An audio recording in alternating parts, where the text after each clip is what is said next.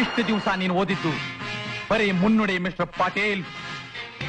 ಇನ್ನು ಮುಂದೆ ಓದೋದು ರಕ್ತ ಕಾರೋ ಯುದ್ಧ ಕಾಂಡದ ಒಂದೊಂದು ಪುಟಗಳನ್ನ.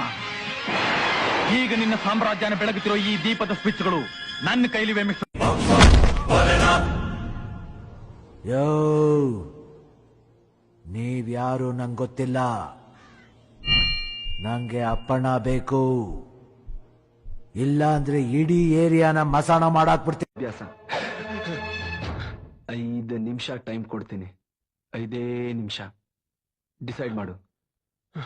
ಸರಿ, ನಿಮ್ ಪ್ರಕಾರನೇ ಎಲ್ರಿಗೂ ಅಡ್ಮಿಷನ್ ಕೊಡ್ತೀವಿ. ತೈಲ ತೆಗಿಯಕ್ಕೂ ಬರುತ್ತೆ, ತಲೆ ತೆಗಿಯಕ್ಕೂ ಬರುತ್ತೆ. ಇಲ್ಲ, ನಾನ್ ಬದಲಾಗ್ಬೇಕಾಗುತ್ತೆ.